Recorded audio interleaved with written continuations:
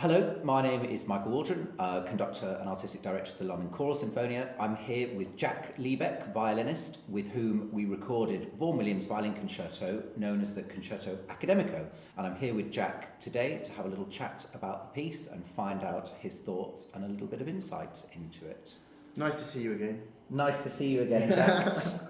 So we recorded this piece together a little while back, Yep. And obviously we talked a lot about it at the time, but I'd be interested to know from your perspective as the soloist, what you think of it as a piece, as a soloist, and more broadly in terms of Vaughan Williams' output. Yeah.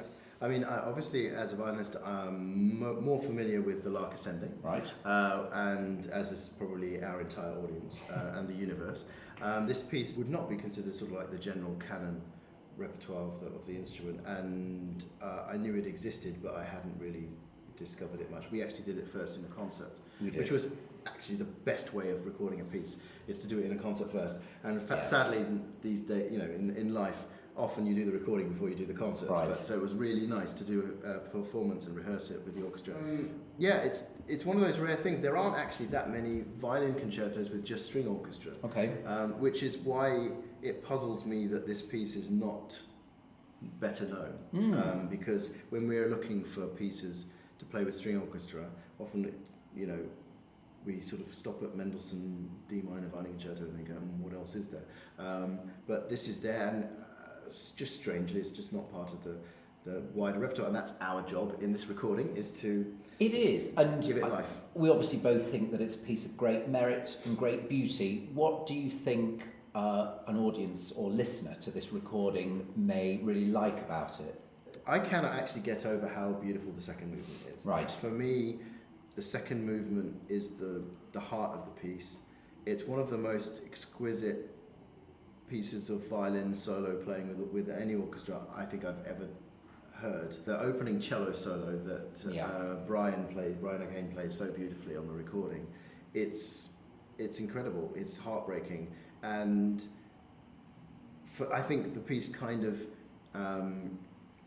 appeals to my way of expressing myself, which is it's very simple but with lots of incredibly beautiful filigree detail and shape in little passages that I like sort of playing around with and making them have something. I remember reading somewhere somebody described that second movement as being barren, and I remember thinking that seems like a very negative word. Yeah. But I can sort of see it in the sense that there is just this enormous space around it. It's very static in lots of ways, but I think there's something so incredibly beautiful about that. And I know we've talked before about it being defined by these little sighing figures and lots of ascending scales and the orchestra just kind of pulsing underneath while you do these little decorative things over the top. So in a way, it's not traditional Vaughan Williams of a big sort of romping pastoral melody, but it's just as equally beautiful as all that sort of pastoral Vaughan Williams, the Lark Ascending that Thomas Tallis that everybody knows and loves, but it's achieved in a different way in that middle movement. Yeah, and that what we mean by the sighing is just a dropping interval, like an interval that just drops by a tone or something. If you boil the piece down to its sort of what I call basic material, it's incredibly simple. Right. But that gives us, the performer, the chance to do beautiful things with what we call that filigree material that is just decoration over that dropping interval. Absolutely. And if you take the material, it's very basic, very simple. You know, how I always go back to how would a singer sing it, and that's so interesting because you work with singers all the time. Yeah. And as a singer would.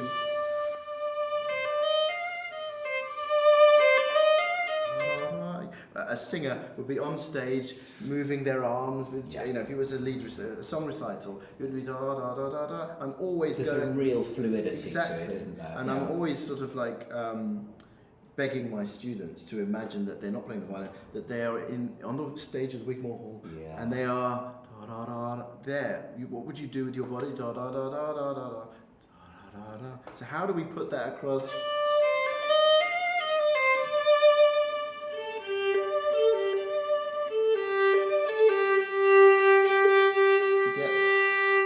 Shapes, da da da da da how would we direct an orchestra? Definitely, and actually it's one of the challenges that I find with the second movement is that you have this very almost improvised melodic line over the top, but so much of the orchestra is pulsing accompanimental quavers underneath, and we from the orchestra side need to give you the body and the foundation that's rock solid, really, that allows you to be flexible over the top. There's got to be extreme discipline inside that looseness. So there's the pillars, the rhythmic pillars, and that gives us, as an expressive instrument, the guidance of where we have to meet. Yes. But within that, we can do things.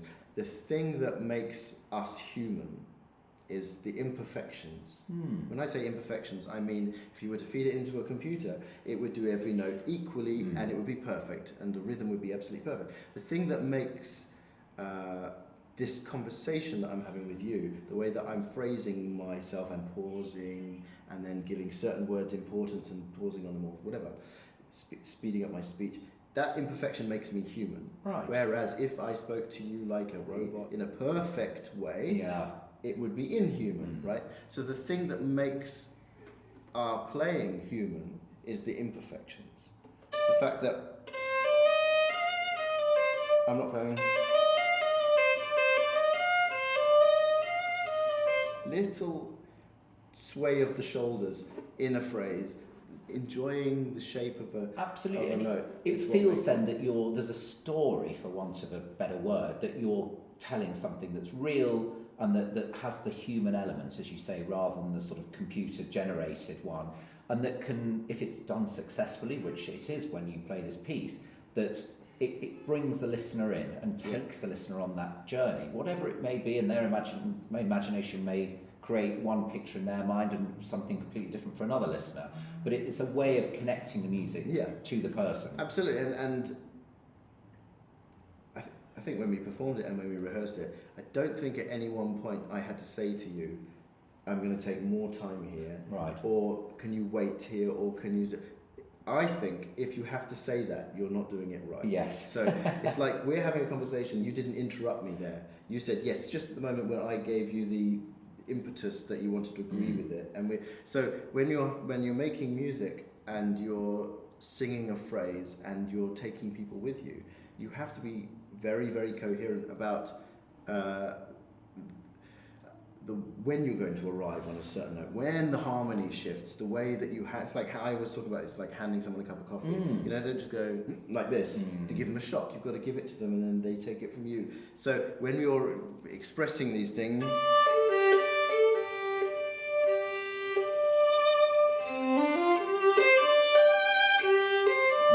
so that you completely, within your movement, as you're conducting the orchestra, expect, by the way I've played these three notes, you expect when the top G is going to Definitely. And I find, looking at the score with something like the second movement, the danger from our side is that it then just starts to get a bit stuck and you indulge corners and you allow time here and there. But actually, you know, what I think you did so brilliantly with the solo line is give the orchestra direction with it, so it never feels rushed and it never feels like you're in a hurry to get to the end of the piece, but there's a purpose to it, and the music can still have tons of space around it, be super expressive and fluid. And I mean, that's the thing, it's like it's a bit like a bird flying. There are moments when you get a bit of air and then the bird goes up, and I mean it's ideal for Vaughan Williams, because of course he's so he likes birds, but the way that you shape something,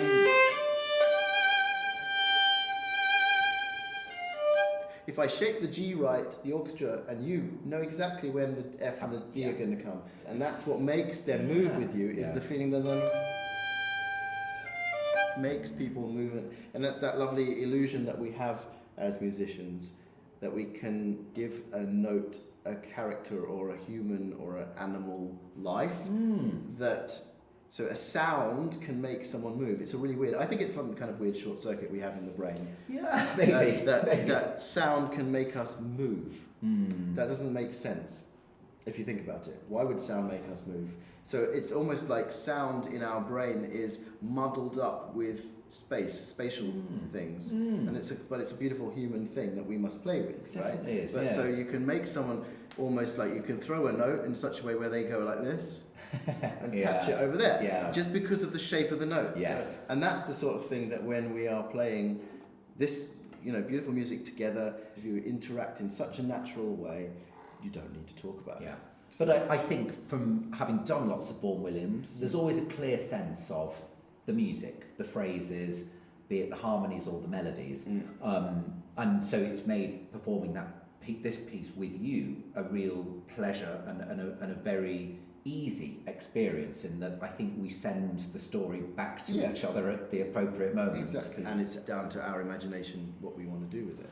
And I think in contrast to the first and final movements, both of which are super high energy, quite kind of brittle in a way, it is a tonic in the middle of all of those. But how do you find playing the first and last movements? What are the challenges for you as a soloist between what you're given in movement, in the bookended movements, and what you have to do with the middle movements? Yeah. I have to say the first and third movement are not particularly comfortable from a violinistic perspective. It's very rhythmic, and the violin is not particularly a rhythmic instrument. So to play, it's almost like a percussion drum or something. To play rhythms like that isn't super comfortable on the violin. So it needs a lot of physical organisation to make it possible to not be rhythmically all over the place. Yeah, and in a way the violin does not have the percussive immediacy that a lot of wind, brass, other instruments may necessarily have. And you also have far more physical demands on you with the violinist, with your both hands.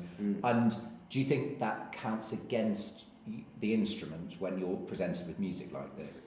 You just need, that's the thing.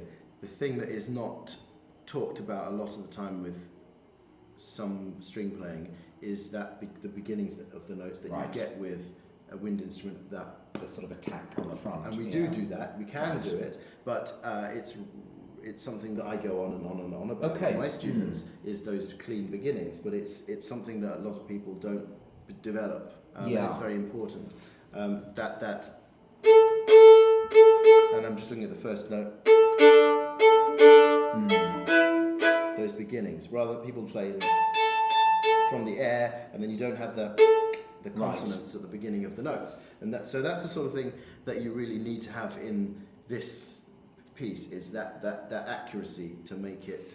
And a lot of what you're playing as a soloist is imitated and doubled in the orchestra. There's so much detail that it's quite chamber in nature for a lot of it, where there's a real dialogue between you and the orchestra. There's so much back and forth, which provides a challenge to the orchestra and to the soloist and to the conductor to allow space during that dialogue for the other person, but keep up the energy and the immediacy of all of that and the ensemble. But the way it's recorded and then captured is absolutely critical for the listener at home to be able to hear that. Yeah. No, I think our team has done a beautiful job. We recorded it in one of the biggest acoustics in the whole of the country, in St Jude's Church, which has got an echo that lasts for about 20 seconds. So it's a challenging job for the recording team to get it, but I think it's spot on. They do a beautiful job. So I also remember practicing this piece. It's full of fifths, which is really, on the violin, fifths are just the worst thing to put your finger super easy to play them out of tune, and they're all over the place, incredibly high up as well on the violin. I do wonder if the name of the piece doesn't do it any favours as well, the Concerto Accademico. Yeah, there's something a little sort of staid about it, isn't there? And it's very much not a student piece. Apparently he dropped the title later, and he preferred to refer to it only as the Violin Concerto. Well, I think he probably therefore which maybe we should all do. Yes. So going back to some of the technical stuff, you're talking about the difficulty with all the fifths and the fact that the register is quite high for a lot of that. There's a lot of double stopping in it.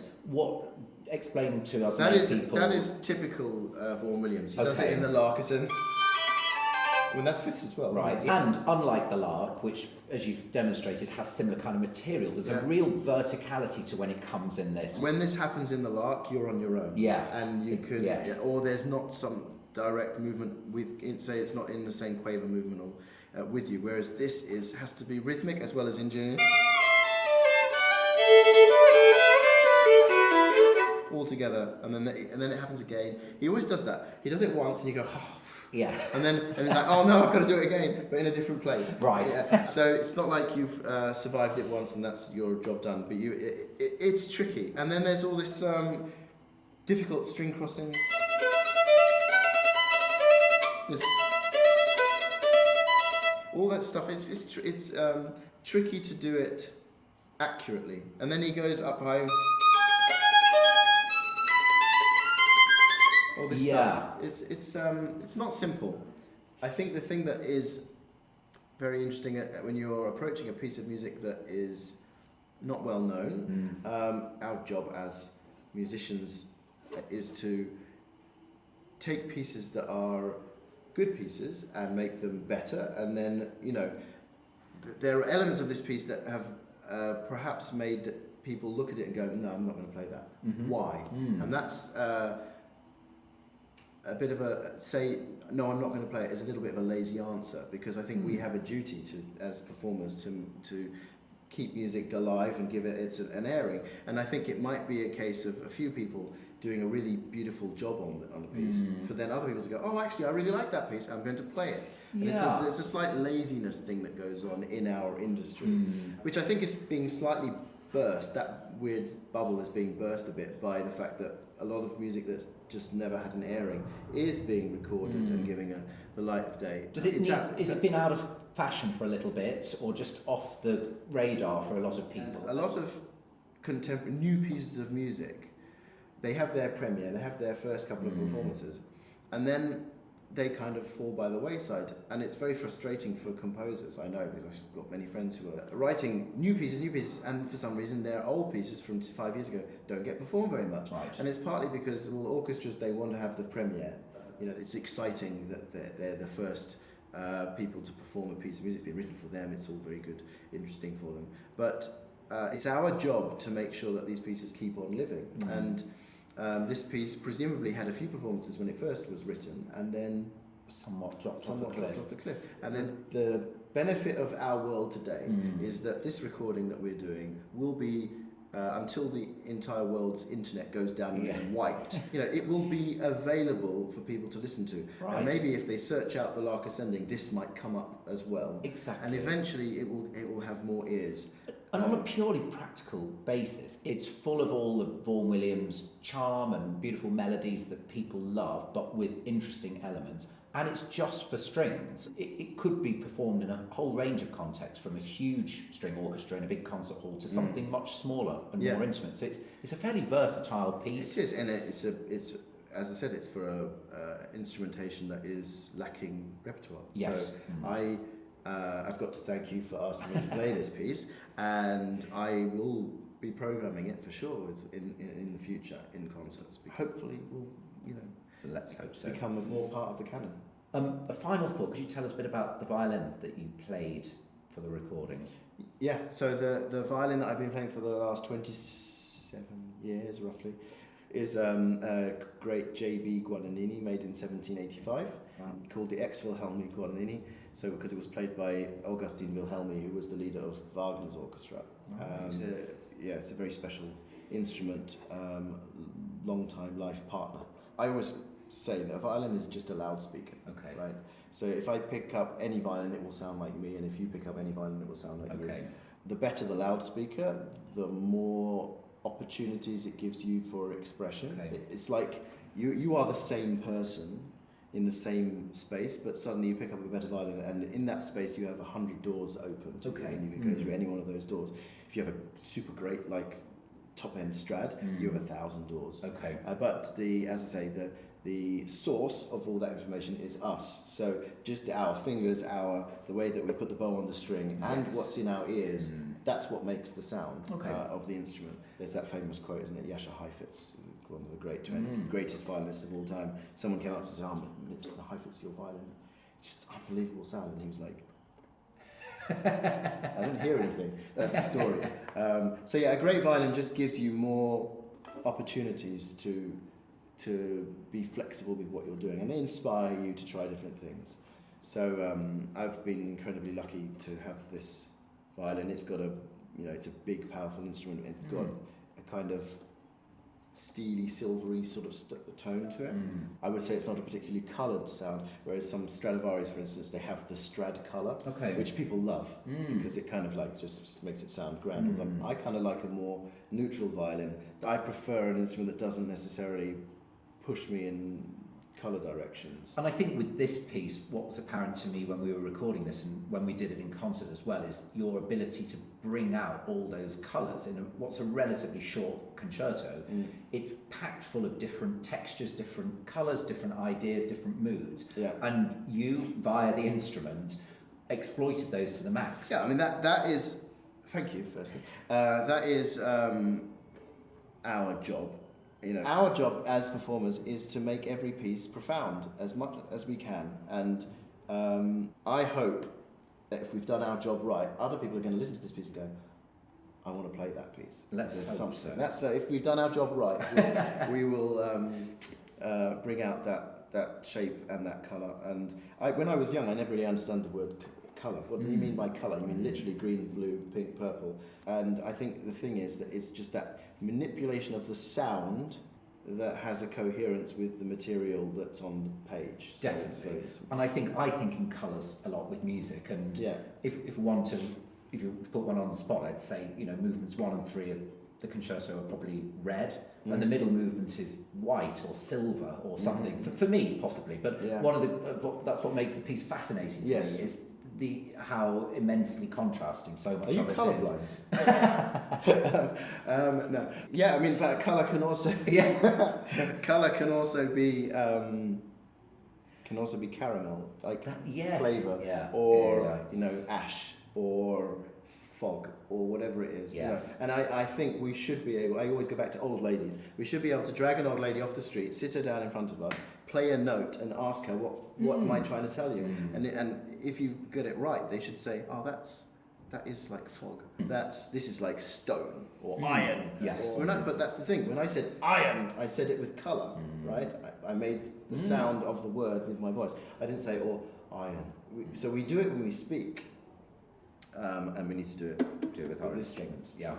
Great. Jack, it's been great to chat, and congratulations on the recording. Thank you. Congratulations to you.